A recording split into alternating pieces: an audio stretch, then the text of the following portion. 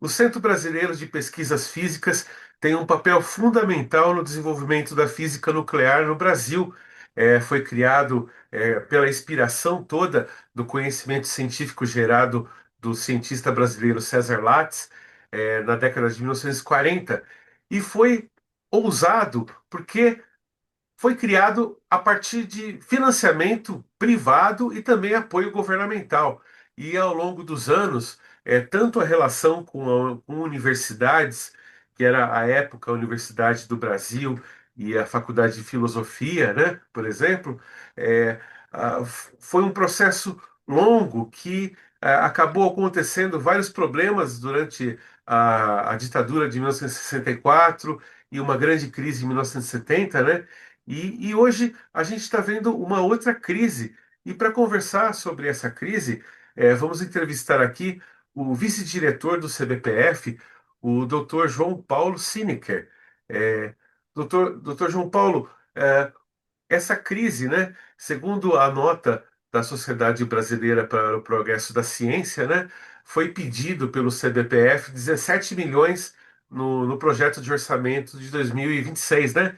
E parece que vocês conseguiram apenas 1,16 milhão.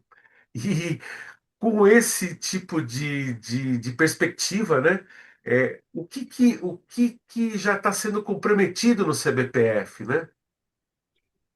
Obrigado, Roger, e obrigado à SBF, né, por dar essa oportunidade de a gente esclarecer e conversar um pouco sobre esse assunto que nos aflige tanto, né? Na realidade, é preciso dizer que a lei orçamentária, o projeto de lei orçamentária, a PELOA e a LOA, posteriormente, quando é aprovado, né, ela tem um encaminhamento que é um pouquinho diferente do que talvez pareça na nota da SBPC. Nós, na realidade, solicitamos um valor bem maior. As unidades solicitam um valor, elas são questionadas, né? O Ministério nos questiona qual é o valor que vocês, para manter as operações, que vocês precisam, um valor mínimo, claro, a gente não tem nenhuma, não inflaciona esse valor. Nós enviamos, desde há mais de 10 anos que isso acontece, né? A gente envia um valor que é o que nós prevemos que vai acontecer, levando em conta os reajustes, os dissídios dos terceirizados, os reajustes de conta de luz e etc. E o Ministério nos retorna com o valor que é possível ser atendido. E isso vem acontecendo. Então, na realidade, para a Peloa de 2026, nós solicitamos algo em torno de 27 milhões, mas o Ministério nos retornou uma disponibilização de 19 milhões, dos quais, esses 19 milhões, perdão, são um valor um pouquinho mais baixo do que os 19 milhões e 800 do ano passado. Então, essa é um pouco a dinâmica, né? No projeto de Peloa, que foi divulgado, enfim, pelos portais de transparência, pela transparência do governo, aparece um aumento acho que 17%, eu não tenho um número na cabeça agora, no valor total do Ministério de Ciência e Tecnologia, mas o Ministério, salvo engano meu, considera, né, leva em conta o Fundo Nacional de Desenvolvimento Científico e Tecnológico, o FNDCT, que não pode ser usado para gastos discricionários. Então, esse recurso é fundamentalmente para aplicação em infraestrutura, não só das unidades de pesquisa, os editais que a FINEP faz, etc. Nessa peça orçamentária aparece o CBPF com um valor de 1 milhão, mas eu creio que o restante do valor, que chega até 19 milhões, está embutido na nossa subsecretaria de unidades de pesquisa. Nós respondemos, nós estamos abaixo da subsecretaria de unidades de pesquisas e vinculadas, e organizações sociais, perdão, e junto então com o CNPEM e outras organizações. Essa subsecretaria tem um orçamento, né? E acho que nós estamos ali, ou em outra instância, a secretaria executiva e tal. Esse é fato que ainda precisa ser esclarecido, mas o fato concreto é de que, de fato, nós solicitamos 26 milhões, nós indicamos ao Ministério que nós precisamos de 26 milhões para operar a instituição de forma a cumprir a nossa missão, que é muito bem definida, mas a gente recebeu uma sinalização de que o disponível para nós seria da ordem de 19 milhões. E professor, pela nota de vocês divulgada ontem, acredito, dia 8, né, de setembro, Não, foi antes. A nota acho que foi na segunda-feira ou há 2 semanas. a, a informação, por exemplo, de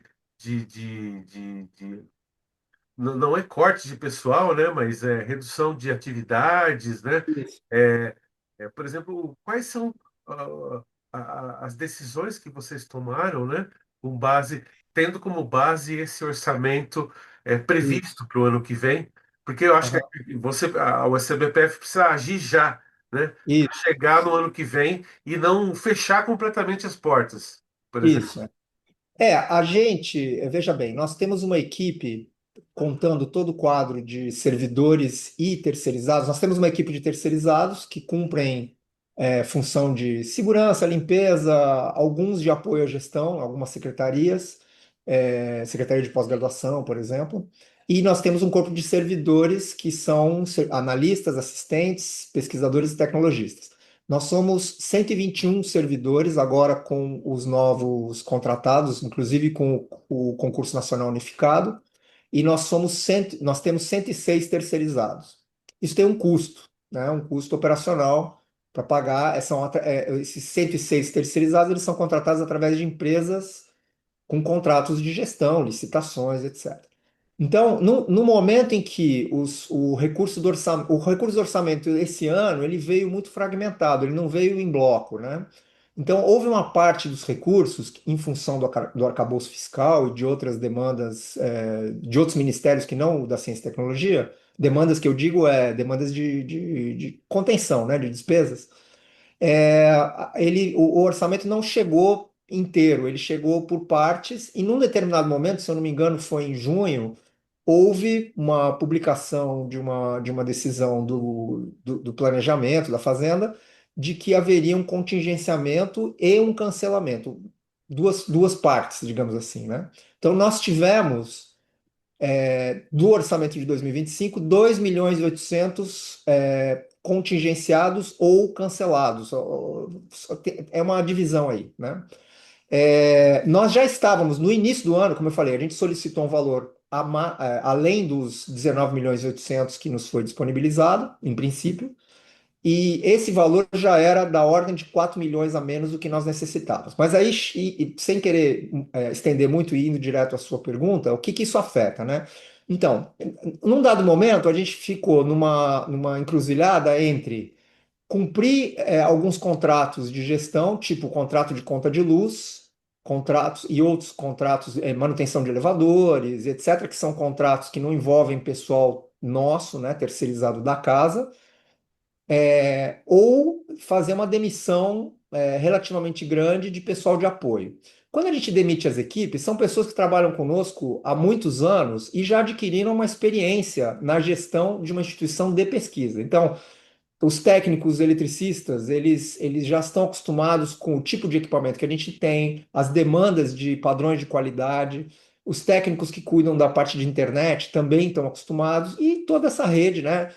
Como eu falei, a secretária da pós-graduação, ela já está acostumada já foi treinada e sabe muito bem operar as demandas da CAPES, as demandas do CNPq, etc. Então, nós temos uma rede de apoio muito robusta. Se a gente demite, a gente não pode contratar pela mesma empresa, mesmo que o problema seja sanado, a gente não pode contratar por lei num período de 6 meses. E isso desmobiliza, né? Enfim, a gente perde essa pessoa especializada. Então, nós fizemos uma opção com conversas com as empresas de terceirização, de reduzir a jornada de trabalho em 25%, o que acarretou uma redução do salário de 25%. Além disso, nós colocamos parte da equipe de férias, uma grande parte em férias em agosto e outra parte em férias em setembro. Isso já afeta nossas atividades de pesquisa do dia a dia, mas pelo menos a gente não perde a expertise dessas pessoas. Com todo esse movimento, mesmo assim, a gente não tinha uma restrição orçamentária grave. Com a restrição orçamentária grave, a gente teve que negociar com a Light, com o fornecedor de energia elétrica, os efeitos do não pagamento das contas de luz. Então, nós ficamos sem pagar duas contas de luz já, mas em diálogo constante com a Light, assim, alertando para nossa dificuldade, né, a dificuldade do MCTI em nos ajudar, e chegamos num acordo, ou seja, mantemos eles informados, mas eles já nos notificaram, claro que nós estamos com duas contas em aberto, agora recebemos a terceira notificação. Então, nós temos essa encruzilhada de decidir entre parar as atividades de fato da nossa missão, demitir parte do corpo de terceirizados, os servidores a gente não pode demitir, reduzir as jornadas de trabalho, reduzir o uso de energia elétrica através de, por exemplo, eu estou agora aqui te dando entrevista sem o ar-condicionado, consigo, né? A temperatura não está assim absurda, mas em alguns locais, como laboratórios de pesquisa, isso é delicado. Salas de aula, etc. Os servidores terceirizados, como eles saem do seu BPF agora, eles estão trabalhando 6 horas, de 8h30 às 2h30, eles deixam de usar energia elétrica, deixam de usar ar-condicionado, isso de fato resultou numa economia. Nós também tomamos uma atitude, nós temos um gerador para emergências, né, que é movido a diesel, e nós fizemos a avaliação financeira de que era mais vantajoso ligar o gerador na rede no horário de pico, de 18 às 21 horas, porque o preço da energia elétrica do quilowatt-hora nesse horário é muito alto. Então a gente liga o gerador e alimenta alguns equipamentos, por exemplo, o data center e a parte da rede Rio, que é uma coisa muito importante, porque atende todas as universidades, hospitais, etc. Todo o fluxo de internet passa por aqui, nós somos um backbone, né?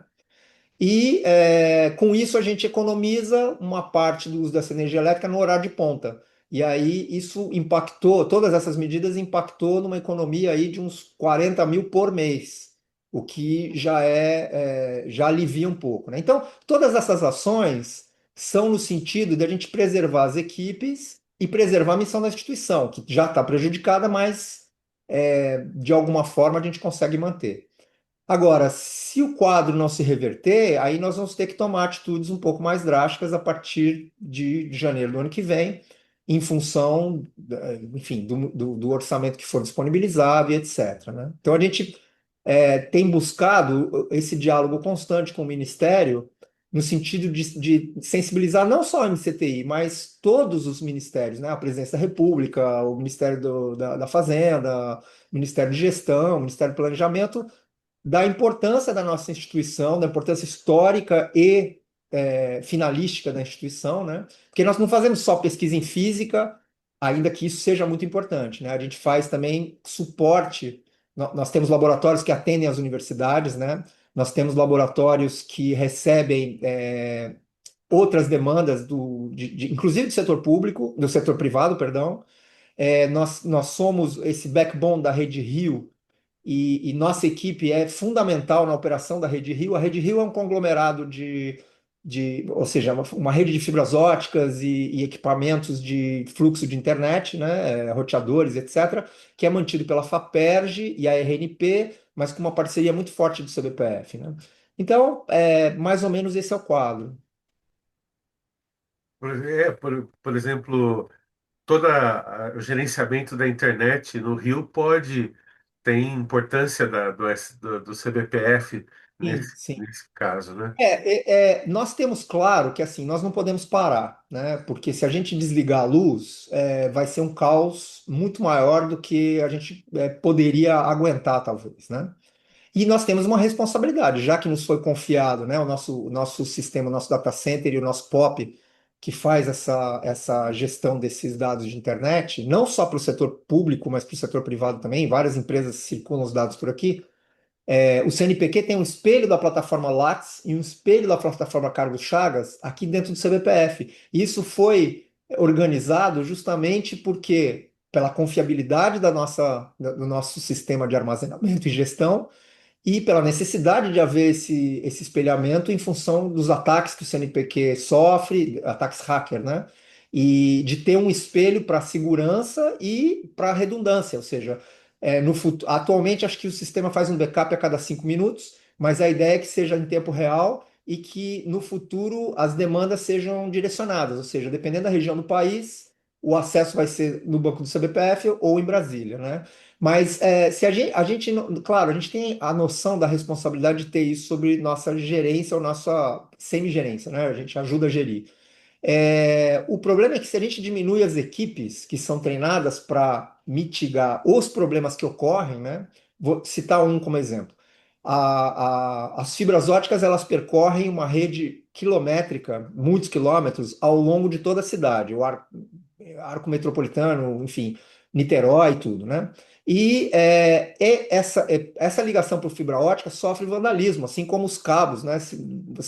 Todo mundo vê nas notícias essa coisa dos vandalismos de cabos elétricos, etc. As fibras óticas também sofrem vandalismo. Então tem muita fibra redundante e existe um trabalho constante, diário, das equipes que envolve gente do CBPF, gente especializada, para resolver os problemas quando elas ocorrem.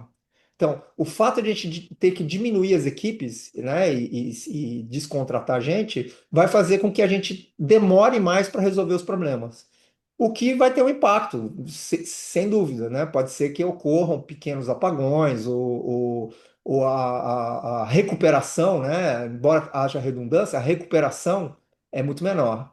Outra coisa são as manutenções dos equipamentos. A gente teve investimento maciço do governo federal ao longo dos últimos 10 anos em laboratórios, né? Temos aqui agora o Laboratório de Tecnologias Quânticas, que é um laboratório muito importante, né? Ele junto com a Unicamp tem também alguma coisa similar, mas nós somos a primeira infraestrutura que tem todos os equipamentos para todo o processo de fabricação de chips para computação quântica e caracterização numa instituição só, e numa instituição que é um laboratório nacional, né? Então, a exemplo do CNPq, do Sirius, a ideia é que a gente permita acesso de outras pessoas a essas tecnologias, fabricação, caracterização e etc. Então, se a nossa equipe diminui, a manutenção das redes elétricas, rede de internet, rede, enfim, de dados, manutenção de ar-condicionado, vários outros tipos de manutenção, né? Manutenção de ventiladores, de chillers, de resfriadores, etc.,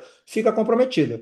Então, se a gente tiver uma pane, a gente vai ter menos gente para trabalhar na mitigação dessas panes. E isso vai afetar uma cadeia enfim, para a ciência, para a missão do CBPF. Teses que vão atrasar, enfim, atendimento a público externo. Agora a gente já interrompeu, os laboratórios multiusuários já não estão mais atendendo novas demandas para uso externo. Os microscópios, né? Se um microscópio desse para por muito tempo, por falta de luz, por exemplo, isso pode danificar o canhão do microscópio, e aí o custo para recuperar isso é muito maior do que a conta de luz que deixou de ser paga. Então tem esses paradoxos, né? Essas Pois é. Nossa, professor. E doutor João Paulo, o senhor avalia, é exagerado falar que essa crise é a pior desde a década de 70, né? Porque, como eu falei no começo, o CBPF sofreu com perseguições políticas e tudo mais, e tinha a intenção, né, por exemplo, todo mundo pensava em ter a energia nuclear para defesa e para aplicações industriais, e no fim ela é utilizada até na medicina e em medicamentos, né? Uma ampla gama, né, de coisas, né? E aí, na década de 70 teve uma grave crise, né? E depois teve toda a relação do CPPF com o apoio do governo, né?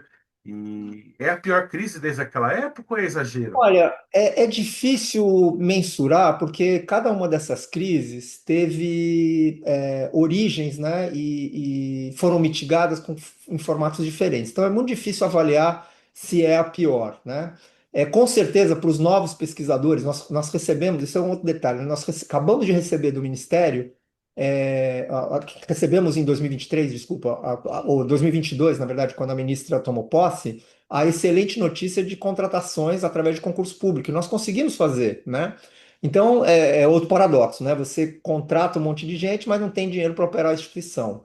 E nós estamos felizes em receber, estamos recebendo já agora a última leva de mais quatro, e no total foram 43 pesquisadores, Eu e, entrevistei um e cientista no exterior que estava feliz que estava exatamente.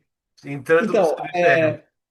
Então, apesar da crise orçamentária, a gente tem essas outras benéfices. Então, é difícil mensurar e dizer que é a pior crise, né? Sempre depende do ponto de vista que você olha. Uma coisa importante que eu venho falando, inclusive falei na Folha e falei em outros órgãos de imprensa que me procuraram, é que não, a gente tem mantido o diálogo com o Ministério, né? A gente tem informado o Ministério de todas as ações. Às vezes essas informações demoram para chegar nas esferas que a gente julga serem capazes de tomar decisões que resolvam o problema, né? Ou de entender, talvez, o problema, né? Por isso a imprensa tem sido tão importante, né? Mas o diálogo está aberto, a gente tem reuniões constantes, né? Todos os diretores estiveram com a ministra na SBPC em Recife e informaram as dificuldades que estavam sofrendo e os riscos que se estavam correndo, né? A gente, por exemplo, parou o nosso suporte à importação e o CBPF tem um papel fundamental na importação. Nós criamos uma expertise de tramitar processos de importação de grandes equipamentos. O supercomputador do LNCC foi importado pela equipe do CBPF, da França. E nós desenvolvemos essa expertise e as equipes foram treinadas para isso e conhecem os meandros da Receita Federal, de todos os organismos, de forma a fazer a coisa da forma legítima e juridicamente aprovada. Se a gente perde essas equipes, a gente não tem condições de dar. Então, nós interrompemos agora mesmo o serviço de importação, porque a gente não tem garantias que a gente vai ter que manter essa equipe. Se eu inicio um processo de importação hoje, ele demora alguns meses para terminar. Então, sem a garantia de que a gente vai poder manter essas equipes, a gente teve que interromper. Isso é muito ruim, não só para nós, para o país inteiro, né? Então, de novo, né, se a crise é a pior, talvez, do ponto de vista orçamentário, financeiro, talvez sim. Embora eu desconheça num passado um pouco mais longínquo, né? Como eu falei para você, eu estou no CBPF desde 2009, estou no Brasil atuando como pesquisador desde 2000, então, antes disso, eu não vivenciei essas mudanças, ouço as histórias, como você falou, né? Aham, Leio o que está nos livros, o que está nos registros. aham. No ano 2000 teve uma crise muito feia, perto do ano 2000, que foi uma crise em que se falou de extinguir a pós-graduação do CBPF, embora ela tenha sido a primeira pós-graduação em física do país, né? Se cogitou isso. Então era uma crise do ponto de vista, né, acadêmico, era um desastre, mas não sei se naquele momento o orçamento era tão drástico. Então são eras, são épocas, cada uma com sua particularidade, mas eu acredito que no ponto de vista financeiro de fato, para nós, é uma crise sem precedentes. Professor, abordando a questão da crise, tem também a questão histórica, né? Há uma antiga ideia de se fazer um museu histórico no antigo prédio do CPPF, em um prédio que é da Universidade Federal do Rio de Janeiro, né? Como está Isso. esse processo? Quer dizer, eu imagino que com todo esse problema, deve estar paralisado esse processo. Por incrível que pareça, esse processo não está paralisado. E por uma razão simples, que é a fonte de recursos para esse projeto, e um outro projeto que eu já menciono em seguida, é o FNDCT. Então, o projeto de financiamento da reforma do Pavilhão Mário de Almeida, que é esse prédio histórico que está no campus aqui da Praia Vermelha, pertencente ao FRJ, nós tivemos uma pequena crise com a UFRJ no início, em função das demandas deles, totalmente legítimas, eles precisavam do espaço para, enfim, do espaço que eles queriam, mas nós conseguimos, através de muita negociação, com a ajuda do Ministério, inclusive, né, do Ministério de Ciência e Tecnologia e rodas de discussão, reitores, etc., nós chegamos a um consenso de preservar o pavilhão de Almeida. Nesse processo, nós tivemos que ceder a um prédio que era o nosso laboratório de tecnologias mecânicas, né? Mais conhecido no jargão como oficina mecânica, mas é muito mais que uma oficina mecânica, porque desenvolve mecânica fina, né, projetos que envolvem os telescópios do projeto CTA, enfim. Mas tivemos que ceder o espaço porque eles precisavam de um espaço naquela região. Então, nós já liberamos a nossa oficina mecânica, já o prédio já foi devolvido a eles. O pavilhão Mário de Almeida recebeu aporte do FNDCT através da FINEP, por uma encomenda e o processo está andando.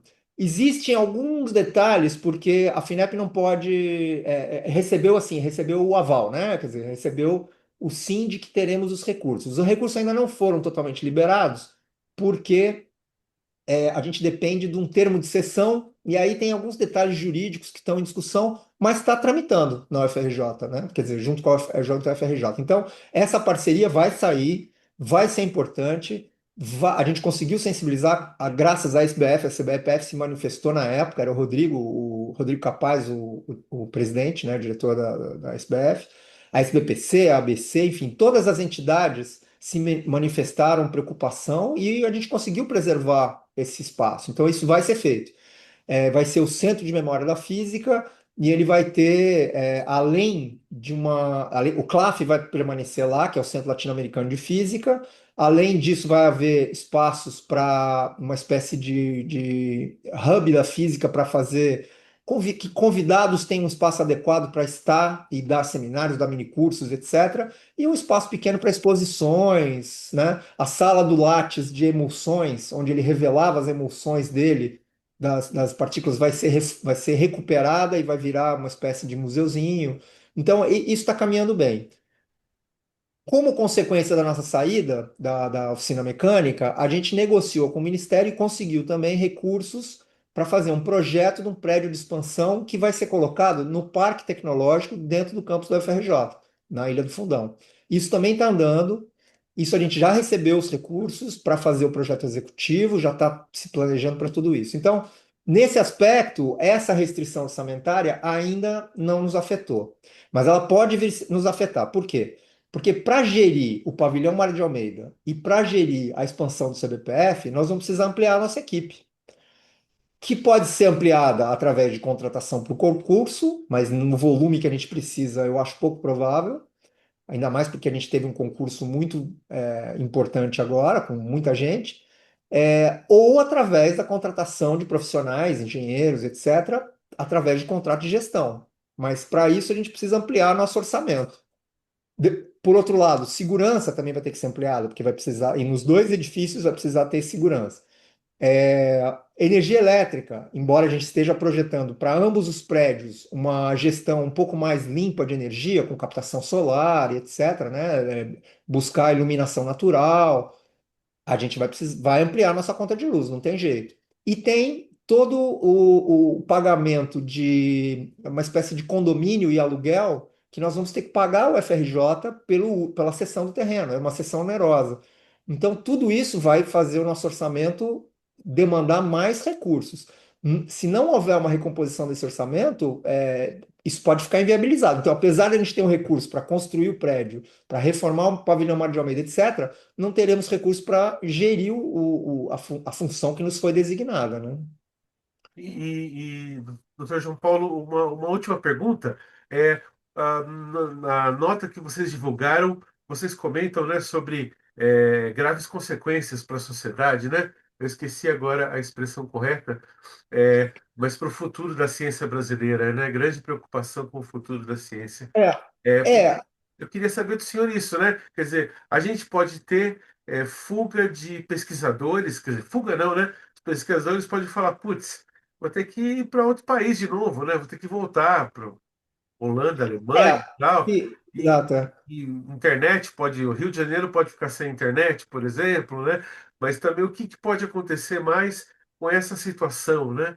Que o CPTF... Como eu mencionei um pouco antes, né, o grande risco é a gente diminuir as equipes de manutenção, preservação e etc. dessas infraestruturas, o que pode acarretar numa redução da qualidade do serviço que a gente vai prestar. Qualidade no sentido temporal, né? Hoje em dia a gente responde às emergências muito rapidamente, né?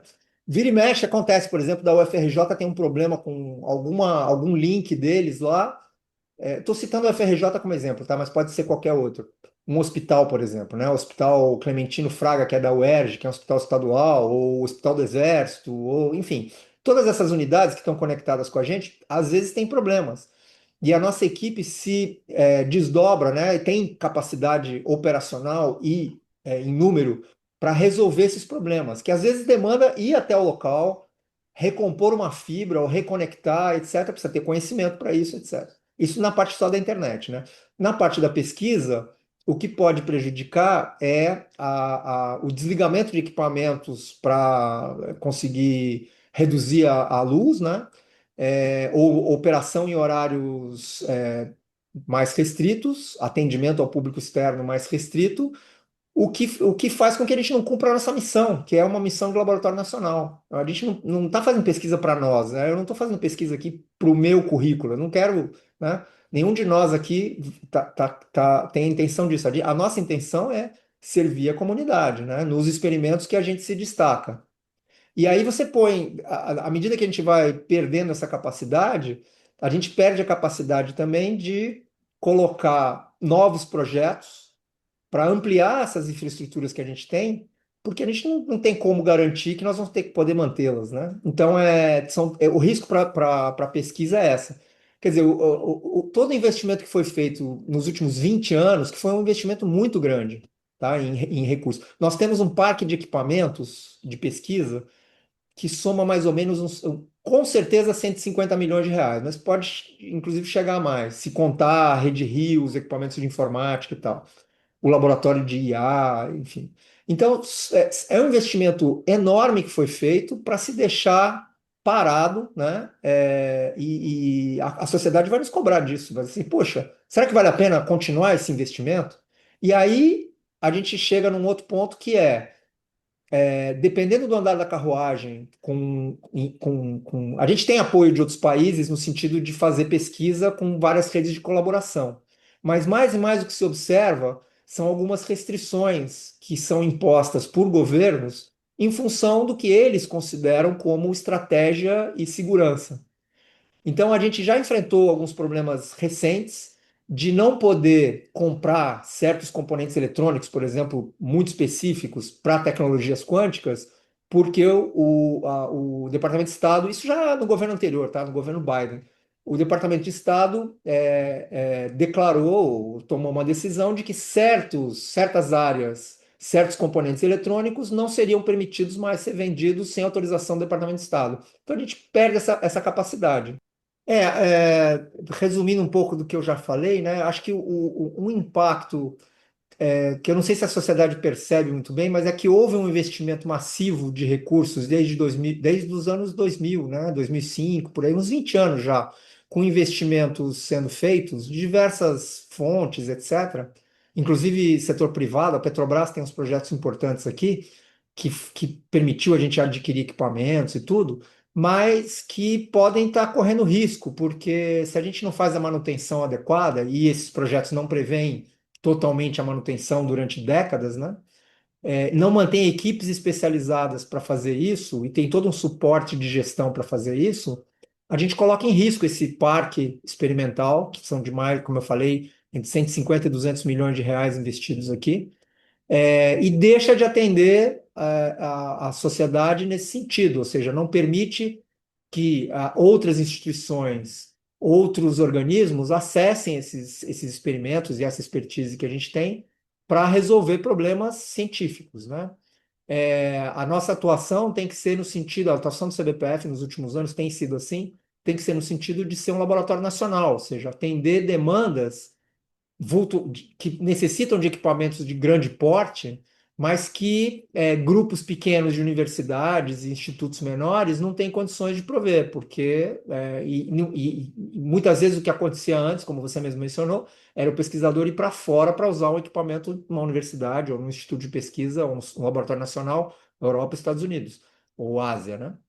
Atualmente, eu acho que a gente, tanto o CNPq, quanto nós, quanto o ON mesmo e outras unidades de pesquisa, cada um com a sua expertise, tem um parque de equipamentos capaz de atender a grandes demandas. E isso é importante, né?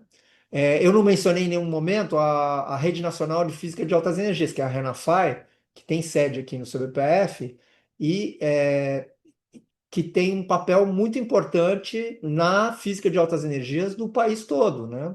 Não só do Rio, não só do CBPF, mas da UFRJ, da UF, todas as universidades e várias outras instituições, né? Têm atividade de altas energias e vem no CBPF uma boa parceria. Então, mantemos o GRID aqui, que é um sistema computacional para análise de dados do CERN.